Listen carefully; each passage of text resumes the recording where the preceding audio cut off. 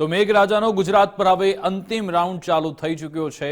હવામાન વિભાગે આગામી 3 કલાક માટે વરસાદની આગાહી વ્યક્ત કરી છે। તેની વચ્ચે આજે ગુજરાતભરમાં અનેક એવા વિસ્તારો કે જ્યાં વરસાદી માહોલ જોવા મળ્યો છે। દક્ષિણથી ઉત્તર ગુજરાત સાથે ભારે વરસાદની સંભાવના વ્યક્ત કરી છે। વલસાડ, નવસારી, સુરત, ભરૂચમાં ભારે વરસાદની આગાહી છે।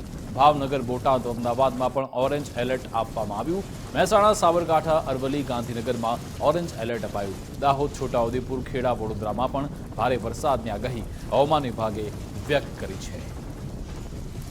તો આગામી 3 કલાક ભારે વરસાદની આગાહી હવામાન વિભાગે વ્યક્ત કરી છે અને આ એવું કહેવાય રહ્યું છે કે ગુજરાત પર મેઘરાજાનો અંતિમ રાઉન્ડ છે। હવે ચોમાસાની વિદાય થવા જઈ રહી છે। તેની વચ્ચે આજે ગુજરાતમાં અનેક એવા વિસ્તારો કે જ્યાં વરસાદી માહોલ જોવા મળ્યો હતો। રાજ્યમાં છેલ્લા રાઉન્ડમાં ભારેથી અતિભારે વરસાદની આગાહી વ્યક્ત થઈ છે। રાજ્યમાં આજે ફરી એકવાર વરસાદી માહોલ જામ્યો છે। દક્ષિણ મધ્ય ગુજરાતના અનેક એવા જિલ્લાઓ કે જ્યાં વરસાદની શરૂઆત થઈ।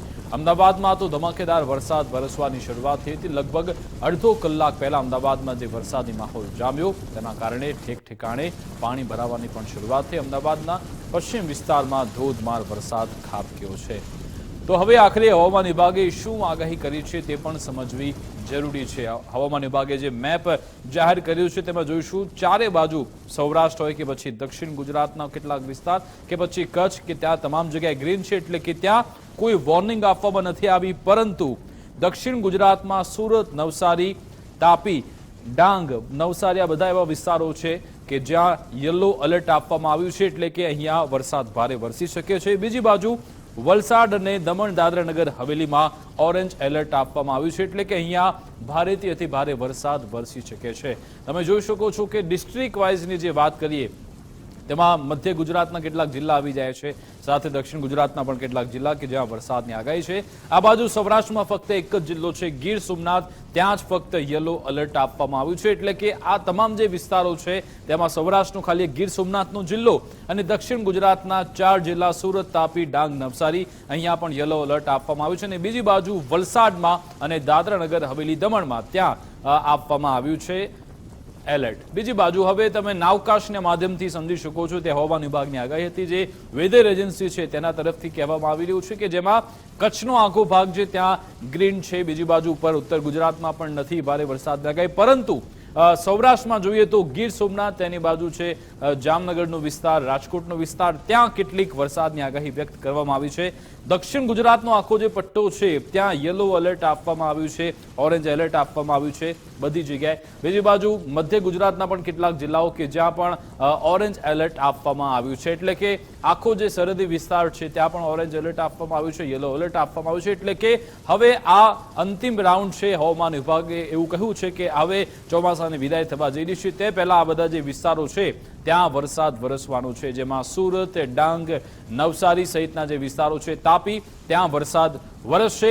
બીજી બાજુ થંડરસ્ટોર્મ એક્ટિવ થવાને કારણે વરસાદ આવવાનો છે। આગામી 4 દિવસ ભારે વરસાદની આગાહી હવામાન વિભાગે વ્યક્ત કરી છે। દક્ષિણ ગુજરાતમાં ભારે વરસાદ વરસશે તેવી હવામાન વિભાગની આગાહી।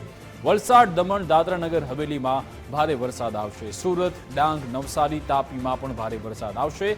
થંડરસ્ટોર્મ એક્ટિવ થવાને કારણે વરસાદ આવશે તેવું હવામાન વિભાગે કહ્યું છે।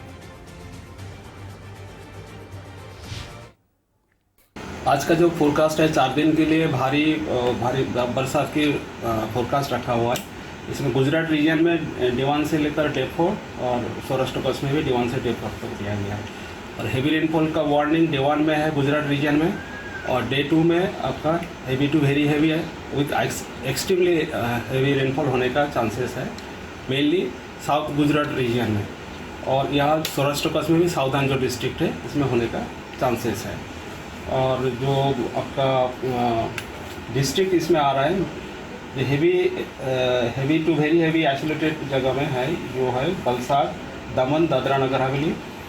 एंड जो हेवी रेनफॉल का वार्निंग दिया गया है D1 में सूरत, डांग, नवसारी, तापी और सौराष्ट्र कच्छ में गिर सोमनाथ का दिया गया है।